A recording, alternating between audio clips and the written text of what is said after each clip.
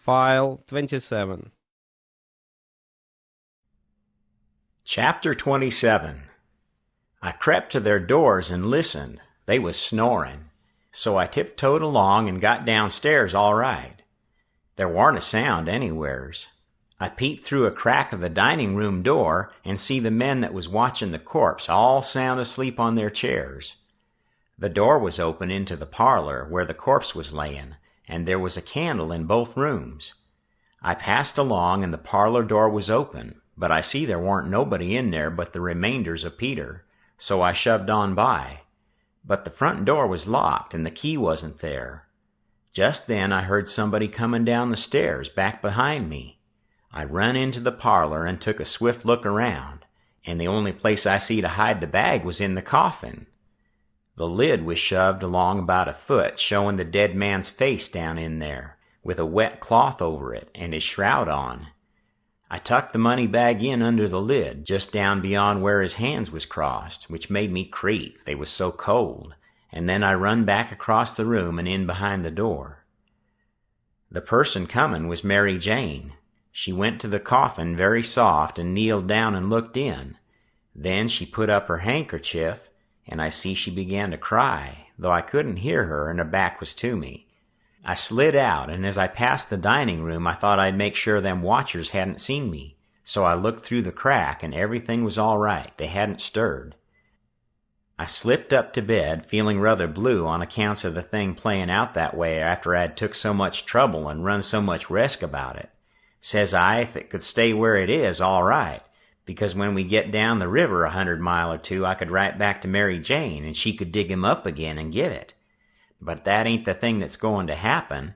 The thing that's going to happen is the money'll be found when they come to screw on the lid. Then the king'll get it again, and it'll be a long day before he gives anybody another chance to smooch it from him. Of course I wanted to slide down and get it out of there, but I dasn't try it.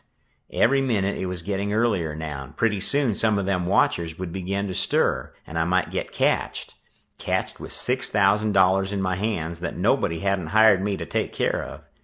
I don't wish to be mixed up in no such business as that, I says to myself. When I got downstairs in the morning, the parlor was shut up, and the watchers was gone. There warn't nobody around but the family and the widow Bartley and our tribe. I watched their faces to see if anything had been happening, but I couldn't tell. Towards the middle of the day the undertaker come with his man, and they set the coffin in the middle of the room on a couple of chairs, and then set all our chairs in rows and borrowed more from the neighbors till the hall and the parlor and the dining room was full. I see the coffin lid was the way it was before, but I dasn't go to look in under it with folks around. Then the people begun to flock in, and the beats and the girls took seats in the front row at the head of the coffin, and for half an hour the people filed around slow in single rank and looked down at the dead man's face a minute, and some dropped a tear, and it was all very still and solemn. Only the girls and the beats holding handkerchiefs to their eyes and keeping their heads bent and sobbing a little. There warn't no other sound but the scraping of the feet on the floor and blowing noses, because people always blows them more at a funeral than they do at other places except church. When the place was packed full, the undertaker, he slid around in his black gloves with his soft, soothing ways, putting on the last touches and getting people and things all ship-shape and comfortable, and making no more sound than a cat. He never spoke, he moved people around, he squeezed in late ones, he opened up passageways, and done it with nods and signs with his hands. Then he took his place over against the wall. He was the softest, glidingest, stealthiest man I ever see, and there warn't no more smile to him than there is to a ham. They had borrowed a melodeon, a sick one, and when everything was ready a young woman sat down and worked it, and it was pretty shrieky and colicky, and everybody joined in and sung, and Peter was the only one that had a good thing according to my notion. Then the Reverend Hobson opened up slow and solemn and begun to talk. And straight off the most outrageous row busted out in the cellar a body ever heard. It was only one dog, but he made a most powerful racket, and he kept it up right along. The parson, he had to stand there over the coffin and wait. You couldn't hear yourself think. It was right down awkward, and nobody didn't seem to know what to do. But pretty soon they see that long-legged undertaker make a sign to the preacher as much as to say, "Don't you worry, just depend on me." Then he stooped down and begun to glide along the wall, just his shoulders showing over the people's heads. So he glided along, and the powwow and racket getting more and more outrageous all the time. And at last, when he had gone around 2 sides of the room, he disappears down cellar. Then, in about 2 seconds, we heard a whack, and the dog he finished up with a most amazing howl or two, and then everything was dead still, and the parson begun his solemn talk where he left off.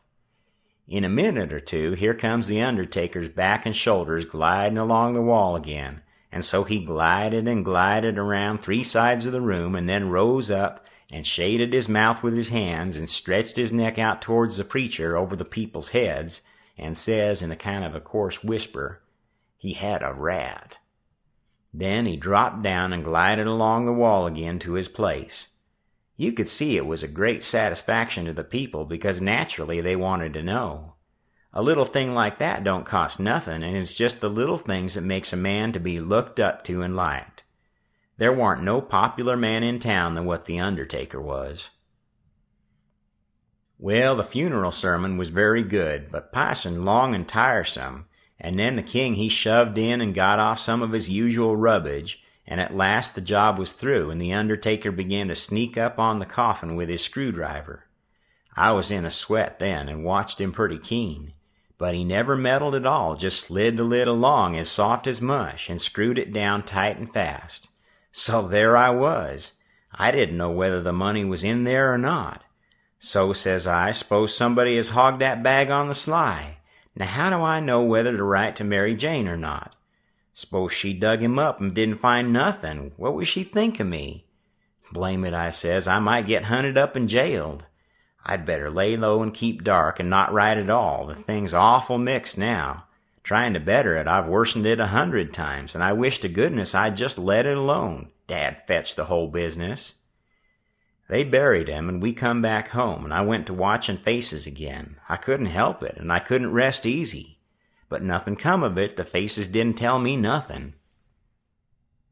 The king, he visited around in the evening and sweetened everybody up and made himself ever so friendly, and he give out the idea that his congregation over in England would be in a sweat about him, so he must hurry and settle up the estate right away and leave for home. He was sorry he was so pushed, and so was everybody. They wished he could stay longer, but they said they could see it couldn't be done. And he said, of course, him and William would take the girls home with them, and that pleased everybody, too, because then the girls would be well fixed and amongst their own relations, and it pleased the girls, too. Tickled them so they clean forgot they ever had a trouble in the world, and told him to sell out as quick as he wanted to. They would be ready. Them poor things was that glad and happy it made my heart ache to see them getting fooled and lied to so, but I didn't see no safe way for me to chip in and change the general tune. Well, blamed if the king didn't bill the house and the niggers and all the property for auction straight off. Sale 2 days after the funeral, but anybody could buy private beforehand if they wanted to. So the next day after the funeral, along about noontime, the girls' joy got the first jolt. A couple of nigger traders come along, and the king sold them the niggers reasonable, for 3 days' drafts, as they called it, and away they went, 2 sons up the river to Memphis, and their mother down the river to Orleans. I thought them poor girls and them niggers would break their hearts for grief, and they cried around each other, and took on so it most made me down sick to see it. The girls said they hadn't ever dreamed of seeing the family separated or sold away from the town. I can't ever get it out of my memory, the sight of them poor miserable girls and niggers hanging around each other's necks and crying. And I reckon I couldn't have stood it all, but would have had to bust out and tell our gang if I hadn't knowed the sale warn't no account and the niggers would be back home in a week or 2. The thing made a big stir in the town, too, and a good many come out flat-footed and said it was scandalous to separate the mother and the children that way. It injured the fraud some, but the old fool, he bowled right along, spite of all the Duke could say or do, and I tell you the Duke was powerful uneasy. Next day was auction day. About broad day in the morning, the king and the Duke come up in the garret and woke me up, and I see by their look there was trouble. The king says, "Was you in my room night before last?" "No, your majesty," which was the way I always called him when nobody but our gang weren't around. "Was you in there yesterday or last night?" "No, your majesty." "Honor bright now, no lies." "Honor bright, your majesty, I'm telling you the truth. I hain't been in near your room since Miss Mary Jane took you and the Duke and showed it to you." The Duke says, "Have you seen anybody else go in there?"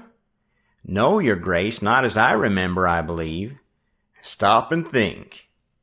I studied a while and see my chance, and then I says, "Well, I see the niggers go in there several times."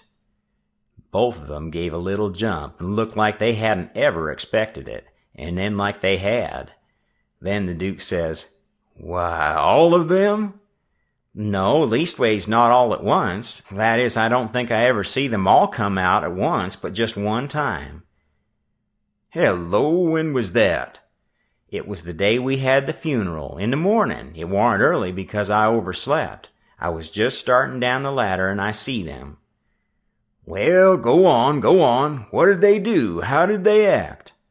"They didn't do nothing, and they didn't act anyway much, as far as I can see. They tiptoed away, so I seen easy enough that they'd shoved in there to do up your majesty's room or something, supposing you was up, and found you warn't up, and so they was hoping to slide out of the way of trouble without waking you up, if they hadn't already waked you up." "Great guns, this is a go," says the king, and both of them looked pretty sick and tolerable silly. They stood there a-thinking and scratching their heads a minute, and then the Duke he bust into a kind of little raspy chuckle and says, "It does beat all how neat the niggers played their hand. They let on to be sorry they was going out of this region, and I believe they was sorry, and so did you, and so did everybody. Don't ever tell me any more that a nigger ain't got any histrionic talent. Why, the way they played that thing, it would fool anybody. Why, the way they played that thing, it would fool anybody. In my opinion, there's a fortune in 'em. If I had capital in a theater, I wouldn't want a better layout than that. And here we've gone and sold 'em for a song. Yes, it ain't privileged to sing the song yet. Say, where is that song, that draft?" "In the bank, for to be collected. Where would it be?" "Well, that's all right then, thank goodness." Says I, kind of timid-like, "Is something gone wrong?" The king whirls on me and rips out, "None of your business. You keep your head shut and mind your own affairs, if you got any. Long as you're in this town, don't you forget that, you hear?" Then he says to the Duke, "We got to just swallow it and say nothing. Mum's the word for us." As they was starting down the ladder, the Duke he chuckles again and says, "Quick sales and small profits. It's good business, yes." The king snarls around on him and says, "I was trying to do for the best in selling 'em out so quick. If the profits had turned out to be none, lacking considerable, and none to carry, is it my fault any more'n it's yourn?" "Well, they'd be in this house yet, and we wouldn't if I could have got my advice listened to." The king sassed back as much as was safe for them, and then swapped around and lit into me again. He give me down the banks for not coming and telling him I see the niggers come out of his room acting that way. Said any fool would have knowed something was up. And then waltzed in and cussed himself a while and said it all come of him not laying late and taking his natural rest that morning, and he'd be blamed if he'd ever do it again. So they went off a jawing, and I felt dreadful glad I'd worked it all off onto the niggers, and yet hadn't